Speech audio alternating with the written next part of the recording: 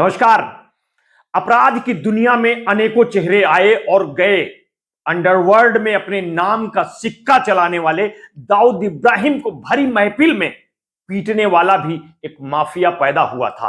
आपको सुनकर बड़ा अजीब लग रहा होगा कि दाऊद जैसे बड़े अपराधी को पीटना इतना आसान कहा रहा होगा, लेकिन जान लीजिए एक ऐसा भी समय रहा कि दाऊद को भरी महफिल में पीटा गया था और जिस अपराधी ने पीटा था उस अपराधी का एक छत्र राज महाराष्ट्र में हुआ करता था। जानिए कौन था वो जिसने दाऊद इब्राहिम को तक को पीटा था और वो आया कहां से था और उसका आपराधिक रिकॉर्ड क्या था। हम जिसकी आज बात कर रहे हैं वो 3 दशकों से अधिक समय तक वो महाराष्ट्र में खूंखार पठान गैंग का नेता रहा है, जो गैंग दक्षिण मुंबई के डोंगरी, नागपाड़ा, भेड़ी बाजार और मोहम्मद अली रोड जैसे दुर्बल और अपराध से प्रभावित मुस्लिम गुटों का संचालन करता था।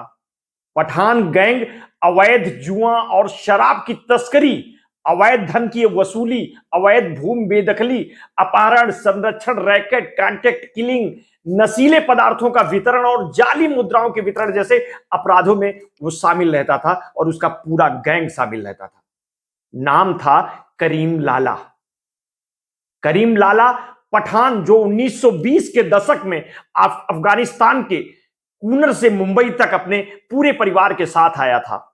उसका परिवार दक्षिण मुंबई से में भेड़ी बाजार के सबसे घनी आबादी वाले और गरीब मुस्लिम बस्ती में बस गया था।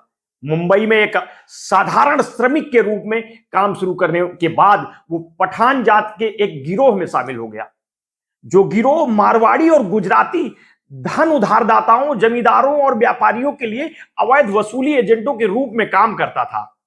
इन धन उधारदाताओं और जमींदारों ने शरीर से ताकतवर पठानों को नियोजित किया था, जिनके लंबे शारीरिक आकार और धमकाने वाले आचरण ने कर्जदारों द्वारा दक्षिण मुंबई के डिफाल्टर तथा किराएदारों और मालिकों को उनकी महंगी प्रमुख संपत्तियों से बेदखल करने के काम को आसान करता था।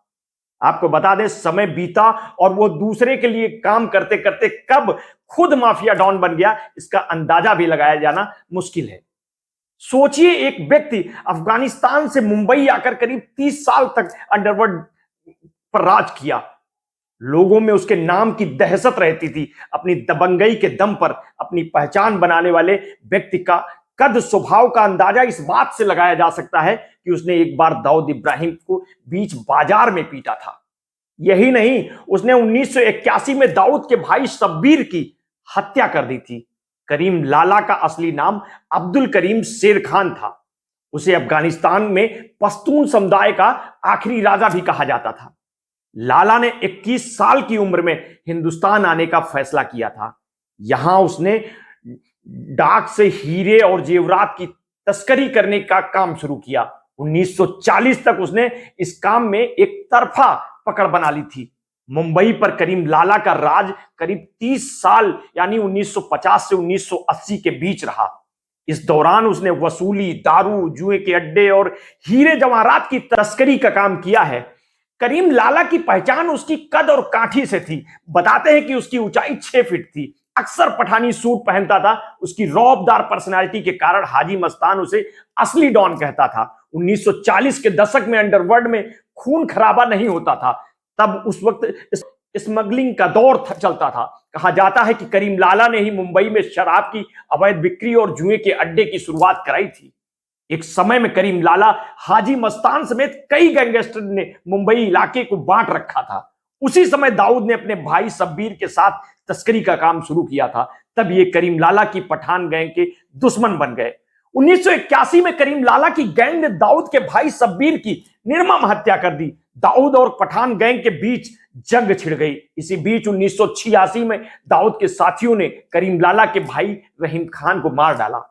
एक प्रॉपर्टी को लेकर हुए विवाद के बाद करीम लाला पर एक महिला ने आरोप लगाया था कि लाला ने घर खाली करवाने के लिए उसके साथ मारपीट की है।